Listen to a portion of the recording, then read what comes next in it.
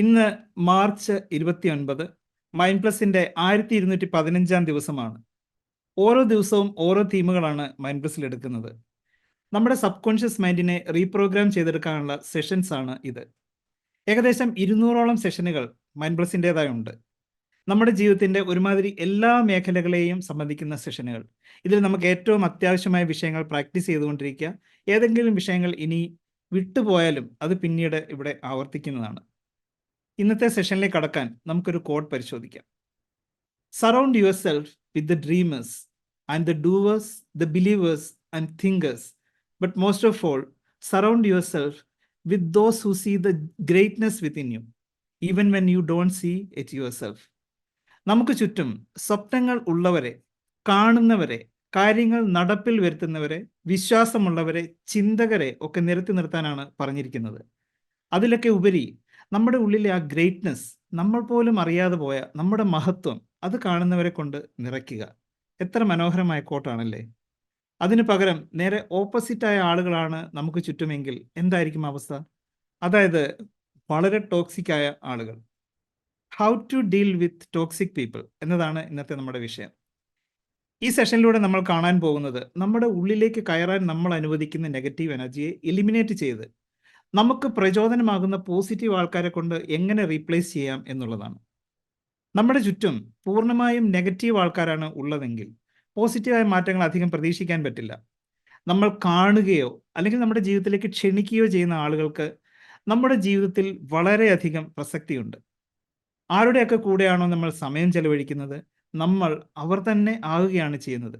ഇനി വളരെ നെഗറ്റീവായ ആൾക്കാരുമായാണ് കൂടുതൽ സമയം ചെലവഴിക്കുന്നതെങ്കിൽ കിട്ടുന്നതെല്ലാം ഏകദേശം നെഗറ്റീവ് റിസൾട്ടുകളായിരിക്കും. ഇവിടെ എന്ത് ചെയ്യണം എന്നുള്ള ചോയ്സ് നമ്മുടേതാണ്. നമ്മൾ സ്വയം ചോദിക്കേണ്ടിയിരിക്കുന്നു, നമുക്ക് ചുറ്റും നിരത്തേണ്ടത് പോസിറ്റീവായ ആൾക്കാരെയാണോ അതോ ടോക്സിക് ആയ ആൾക്കാരെയാണോ എന്ന്. ആരാണ് ടോക്സിക് ആയിട്ടുള്ള ആൾക്കാർ? അവരെ എങ്ങനെ ഐഡന്റിഫൈ ചെയ്യാം? If you know someone who is difficult and causes a lot of conflict in your life, you may be dealing with a toxic person. ഇടപെടാൻ വളരെ പ്രയാസമുള്ള ഒരുപാട് പ്രശ്നങ്ങൾ നമ്മുടെ ലൈഫിൽ ഉണ്ടാക്കുന്ന ഒരാൾ ടോക്സിക് ആയ വ്യക്തിയാവാം. ഇവർ നിങ്ങൾക്കോ മറ്റുള്ളവർക്കോ ഒരുപാട് സ്ട്രെസ് അല്ലെങ്കിൽ മോശമായ അനുഭവങ്ങൾ ഉണ്ടാക്കിയെന്നിരിക്കും. അത് ഇമോഷണൽ ആകാം, അല്ലെങ്കിൽ ശാരീരികമായ ബുദ്ധിമുട്ടുകൾ പോലും ആകാം. അപ്പോൾ ഇവരെ ഇഫക്റ്റീവായി നേരിടാനുള്ള ചില ടെക്നിക്കുകളാണ് നമ്മൾ ഇന്ന് കാണാൻ പോകുന്നത്. ഒന്നാമതായി, quit expecting people to change. ഈ ഒരു ക്ലെൻസിങ് പ്രോസസ്സിൽ നമ്മൾ ആദ്യം ഓർക്കേണ്ട കാര്യം, ഇവരെ മാറ്റാൻ വേണ്ടി ഹെൽപ്പ് ചെയ്യാനോ ഫോഴ്സ് ചെയ്യാനോ പറ്റില്ല എന്നുള്ളതാണ്. അതായത് മാറണമെന്ന് തീരെ താല്പര്യമില്ലാത്ത ആൾക്കാരെ നമുക്ക് ഒരിക്കലും മാറ്റാൻ സാധിക്കില്ല. അവർ ആ നെഗറ്റീവ് സ്പേസിൽ തഴച്ചു വളരാനായിരിക്കും ആഗ്രഹിക്കുക. Toxic people will feel empowered by imposing their negativity into your life. നമ്മുടെ ജീവിതത്തിലേക്ക് അവരുടെ നെഗറ്റിവിറ്റി അടിച്ചേൽപ്പിക്കുകയാണ് ഇവർ ചെയ്യുക. ഇവർ പൊതുവെ വിക്ടിംസ് ആയിരിക്കും എന്ന് മാത്രമല്ല, നമ്മളെ വിക്ടിംസ് ആക്കാൻ പരമാവധി ശ്രമിക്കുകയും ചെയ്യും. Toxic people are masters of manipulation എന്ന് പറയാം. അപ്പോൾ നമ്മൾ ശ്രദ്ധിക്കേണ്ടത് ഇങ്ങനെയുള്ള ആൾക്കാരെ മാറ്റുന്നതിൽ നിന്നും വിട്ടുനിൽക്കുക. കാരണം അവരെ സഹായിക്കാൻ നമ്മൾ നോക്കുമ്പോഴും യഥാർത്ഥത്തിൽ വർക്ക് ചെയ്യുന്നത് അവരുടെ പ്ലാൻ തന്നെയായിരിക്കും. അപ്പോൾ ആദ്യം ചെയ്യേണ്ടത് ടോക്സിക് ആയ ആൾക്കാരെ ഐഡന്റിഫൈ ചെയ്ത് അവരെ മാറ്റാനുള്ള ശ്രമം ഉപേക്ഷിക്കുക. Never allow yourself to be pulled into their crisis. ഇത്തരം ആൾക്കാരുമായി ഡീൽ ചെയ്യുമ്പോൾ നമ്മൾ ശ്രദ്ധിക്കേണ്ട കാര്യം, നമ്മളെ ഒരിക്കലും അവരുടെ പേഴ്സണൽ അല്ലെങ്കിൽ പ്രൊഫഷണൽ ക്രൈസിസിലേക്ക് വലിച്ചിഴക്കാൻ സമ്മതിക്കരുത് എന്നുള്ളതാണ്. Toxic people create their own drama in order to attract attention and manipulate.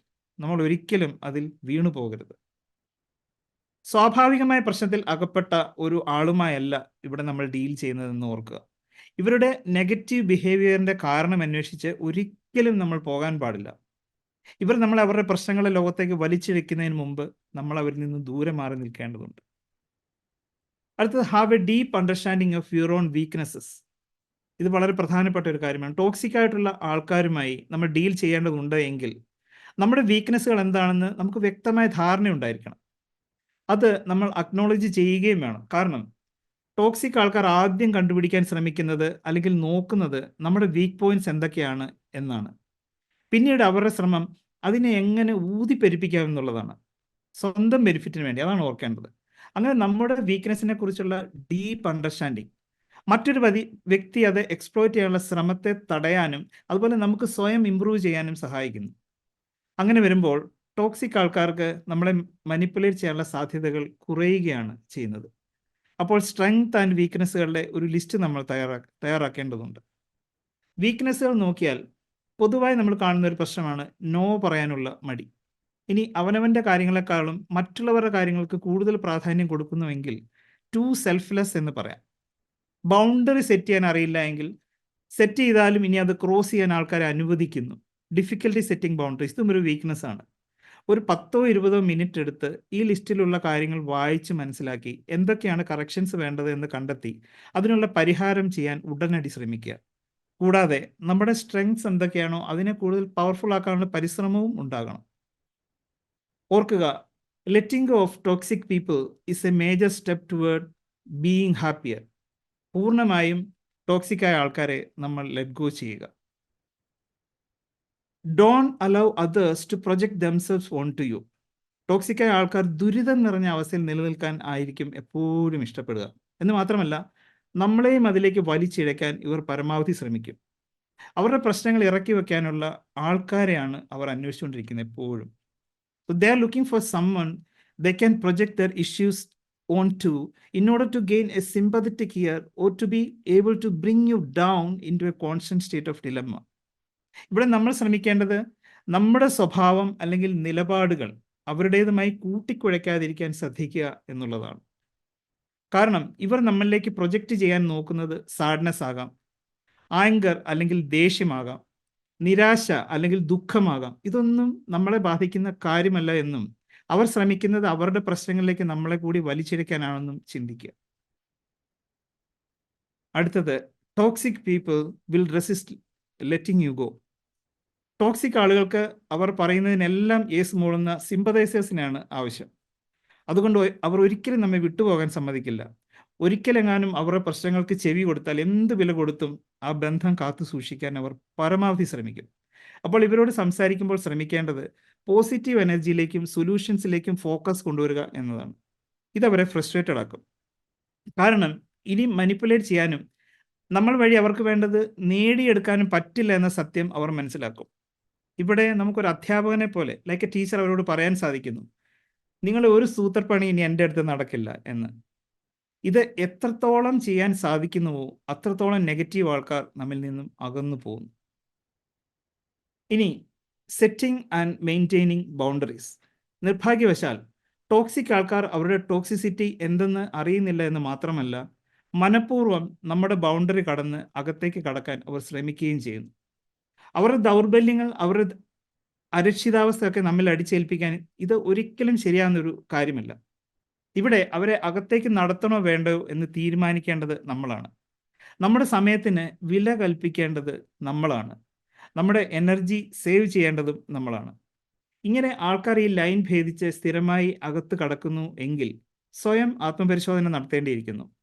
Toxic ആൾക്കാർ എനർജി ഡ്രെയിൻ ചെയ്യുന്നു, അതുകൊണ്ട് അവരുടെ കാര്യത്തിൽ ഒരു ബൗണ്ടറി നിശ്ചയിക്കേണ്ടത് വളരെ അത്യാവശ്യമാണ് എന്ന്.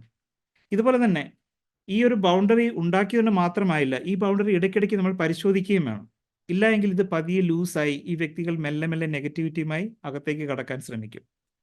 So setting boundaries will set you free, but it's important that you constantly check in on your boundaries. നമ്മുടെ മുൻപിലേക്ക് വരുന്ന ഏറ്റവും വലിയൊരു ചോദ്യമാണ്, ഈ ഒരു വ്യക്തി നമ്മുടെ ഒരു ഫാമിലി മെമ്പർ ആണോ എന്നുണ്ടെങ്കിൽ. A toxic family member is A permanent fixer through out your life. ഇങ്ങനെയുള്ള ഒരു സിറ്റുവേഷൻ നമ്മൾ എന്താണ് ചെയ്യുക? ഇങ്ങനെയുള്ള ഒരു അംഗം നമ്മളോട് എന്ത് സംസാരിക്കും അല്ലെങ്കിൽ സംസാരിക്കില്ല എന്നത് നമ്മൾ എന്ത് ബൗണ്ടറി സെറ്റ് ചെയ്യുന്നു എന്നതനുസരിച്ചിരിക്കും. ഇവരോട് പ്രതികരിക്കുമ്പോൾ വളരെ ക്ലിയർ ആയി നമ്മൾ പറയേണ്ടതുണ്ട്, നെഗറ്റീവായ അല്ലെങ്കിൽ നമ്മളെ ഇടിച്ചു താഴ്ത്തുന്ന ചർച്ചകൾക്ക് എനിക്ക് താല്പര്യമേ ഇല്ല എന്ന്. ഇവിടെയും ചെയ്യേണ്ടത് ഒരേ ഒരു കാര്യം മാത്രം, നമ്മുടെ ഉത്തരങ്ങൾ പോസിറ്റീവും സൊല്യൂഷനെ കുറിച്ചുള്ളതും ആയിരിക്കണം. ക്രമേണ ഇവർ ഇത്തരം കാര്യങ്ങൾ പറയാൻ പുതിയ ആളുകളെ കണ്ടുപിടിക്കാൻ ശ്രമിക്കുന്നതായിരിക്കും. അവസാനം, be in control of your engagement. അപ്പോൾ ഈ ആളുകളുമായി ഇടപെടുന്നത് ഒരുപാട് സമയനഷ്ടവും ഊർജ്ജ നഷ്ടവും ഉണ്ടാക്കുന്ന ഒന്നാണ്. അപ്പോൾ നമ്മൾ തീരുമാനിക്കണം എത്ര കണ്ട് സമയവും എനർജിയും ഉപേക്ഷിക്കാൻ അല്ലെങ്കിൽ വേസ്റ്റ് ആക്കാൻ തയ്യാറാകണമെന്ന്. കാരണം ഇത്തരം ആൾക്കാർക്ക് നമ്മളെ സപ്പോർട്ട് ചെയ്യുകയോ മറ്റേതെങ്കിലും വിധത്തിൽ ബെനിഫിറ്റ് ഉണ്ടാക്കുകയോ ഒന്നുമല്ല ലക്ഷ്യം. ഇവിടെ ഒരു ഗുഡ് ന്യൂസ് എന്താണെന്ന് ചോദിച്ചാൽ, ആരെ എൻഗേജ് ചെയ്യണം അല്ലെങ്കിൽ ചെയ്യേണ്ട എന്ന് തിരഞ്ഞെടുക്കാനുള്ള പവർ ഓരോ വ്യക്തിയുടെയും കയ്യിലാണുള്ളത്. ആരെങ്കിലും നമ്മുടെ ബൗണ്ടറി ഭേദിച്ച് അകത്തേക്ക് കടക്കാൻ ശ്രമിക്കുന്നുവെങ്കിൽ അത് മനസ്സിലാക്കി അവരിൽ നിന്നും അകലം പാലിക്കുകയാണ് വേണ്ടത്. പകരം പോസിറ്റീവായ റിലേഷനുകൾക്ക് വേണ്ടി മാത്രം നമ്മൾ സമയം ചെലവഴിക്കുക. നമ്മുടെ സമയവും എനർജിയും സ്വർണത്തിന്റെ വിലയുള്ളതാണെന്ന് കരുതി സൂക്ഷിച്ചു മാത്രം ചെലവഴിക്കുക. അപ്പോൾ ഇന്നത്തെ സെഷന്റെ ഒരു സമ്മറി കൂടി നമുക്കൊന്ന് കാണാം. Essential steps to follow. Quit expecting people to change. Toxic ആയ ആൾക്കാരെ മാറ്റാനുള്ള ശ്രമം നമ്മൾ ഉപേക്ഷിക്കുക. അത് വെള്ളത്തിൽ വര വരയ്ക്കുന്ന പോലെയാണ്. Never allow yourself to be pull into their crisis. അവരെ മാറ്റാൻ പോയിട്ട് നമ്മൾ അവരുടെ ഒരു പ്രശ്നത്തിലേക്ക് സ്റ്റക്കാകുന്ന ഒരു സിറ്റുവേഷനിലേക്ക് ഒരിക്കലും പോകരുത്. Understand and embrace your weaknesses. Toxic ആയ ആൾക്കാർ ആദ്യം നോക്കുന്നത് നമ്മുടെ വീക്ക്നെസ്സുകൾ എന്താണെന്നാണ്. അതുകൊണ്ട് നമ്മുടെ വീക്ക്നെസ്സുകൾ നമ്മൾ തന്നെ മനസ്സിലാക്കി നമ്മുടെ സ്ട്രെങ്ത് എന്താണെന്ന് അതും മനസ്സിലാക്കി അതിൽ മാത്രം ഫോക്കസ് ചെയ്യാൻ ശ്രമിക്കുക. Never let others to project themselves on to you. നമ്മൾ മറ്റുള്ളവരെ ഒരു സിമ്പത്തറ്റിക് കേസുകളെല്ലാം കേൾക്കാൻ വേണ്ടി അവർ ഒരു ഇമോഷണൽ ടോയ്ലറ്റ് ആയി മാറുന്ന ഒരു സിറ്റുവേഷൻ ഒരിക്കലും ഉണ്ടാകാൻ പാടില്ല. Toxic people will resist letting you go. ഒരിക്കലെങ്ങാനും നമ്മൾ ചെവി കൊടുത്തു കഴിഞ്ഞാൽ ഈ ആൾക്കാർ നമ്മളെ ഒരിക്കലും വിട്ടുപോകാൻ സമ്മതിക്കില്ല. Set and maintain boundaries. വളരെ കൃത്യമായിട്ടുള്ള അതിർവരമ്പുകൾ നമ്മൾ നിർണ്ണയിക്കുക, ഉണ്ടാക്കുക, അത് കൂടെ പരിശോധിക്കുകയും ചെയ്യുക. Be in control of your engagement. എവിടെയാണ് നമ്മുടെ സമയവും എനർജിയും ചെലവഴിക്കേണ്ടത് എന്ന് വളരെ കൃത്യമായി മനസ്സിലാക്കുക. ഈ പോയിന്റുകളെല്ലാം മനസ്സിൽ വെച്ചുകൊണ്ട് നമുക്ക് ഇന്നത്തെ സബ് കോൺഷ്യസ് റീപ്രോഗ്രാമിംഗ് മെഡിറ്റേഷനിലേക്ക് കടക്കാം.